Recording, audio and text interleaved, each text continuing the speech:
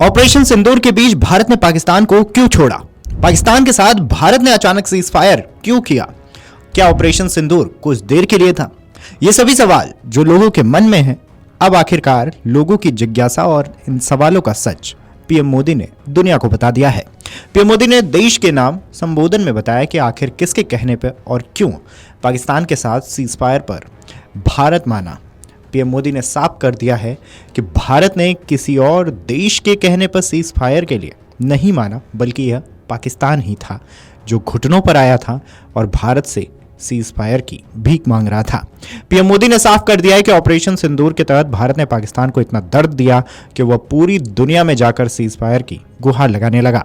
Operation सिंदूर के बीच जब देश का जोश हाई था, एक स्वर में पाकिस्तान पे तगड़ा एक्शन को लेकर बात हो रही थी, तभी अचानक भारत पाक के बीच सीज फायर को लेकर सहमति बनी, जिसकी चर्चा जोरों पर है।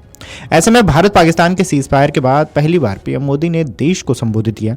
अपने संबोधन में पीएम मोदी ने आतंकवाद और पाकिस्तान दोनों को साफ संदेश दिया कि भारत उसके हर नापाक हरकत का माकूल जवाब देगा। पीएम मोदी ने देश को संबोधित करते हुए कहा कि 22 अप्रैल को पहलगाम में आतंकियों ने जो निर्दयता दिखाई, उसने देश और दुनिया को झकझोर कर रख दिया था।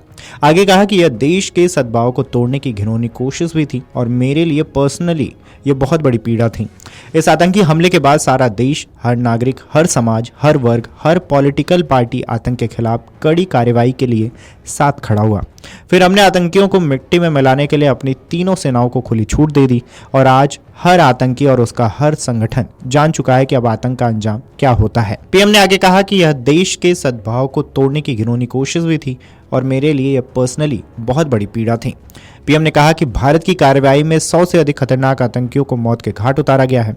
आतंक के कई सारे आका बीते 2.5-3 दशकों से खुलेआम पाकिस्तान में घूम रहे थे, जो भारत के खिलाफ साजिशें करते थे। उन्हें भारत ने एक झटके में मिटा दिया है। भारत ने पहले 3 दिन में पाकिस्तान को इतना बर्बाद कर दिया कि जिसका उसे तनिक भी अंदाजा नहीं था। आगे पीएम ने कहा कि ऐसे में पाकिस्तान इस आक्रामक कार्रवाई के बाद भारत से बचने का रास्ता ढूंढने लगा। पाकिस्तान दुनिया भर में तनाव कम करने की गुहार लगाता रहा और फिर इसी मजबूरी में 10 मई की दोपहर को पाकिस्तानी सेना ने हमारे डीजीएमओ को कॉल किया। तब तक हम आतंकवाद के इंफ्रास्ट्रक्चर को बड़े स्तर पर तबाह कर चुके थे और काफ़ी आतंकियों को मार दिया था। पाकिस्तान के सीने में बसे आतंक के अड्डों को भारत ने खंडहर बना दिया था। इसलिए जब पाकिस्तान की तरफ से कहा गया कि उसकी ओर से अब आगे कोई आतंकी घटनाएं और सैन्य दुस्साहस नहीं होगा, तो भारत ने भी उस पर विचार किया। पीएम ने आगे कहा कि मैं फिर से कह रहा हूं कि हमने पाकिस्तान के आतंकी और आर्मी अड्डों पर अपनी जवाबी कार्रवाई को अभी सिर्फ स्थगित किया, यानी कि रोका है। आने वाले दिनों में हम पाकिस्तान के हर कदम को मापेंगे कि वह अब आगे क्या रवैया अपनाता है। भारत की तीनों सेनाएं अलर्ट पर हैं। भारत की इस कार्रवाई से पाकिस्तान घोर निराशा में गिर गया था, हताशा में गिर गया था,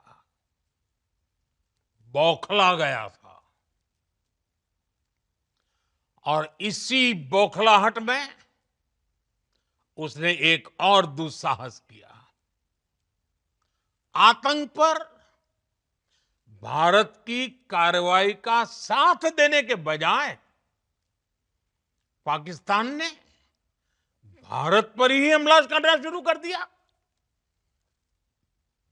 पाकिस्तान ने हमारे स्कूलों, कॉलेजों को, गुरुद्वारों को, मंदिरों को, सामान्य नागरिकों के घरों को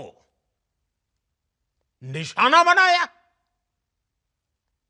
पाकिस्तान ने हमारे सैन्य ठिकानों को निशाना बनाया। लेकिन इसमें भी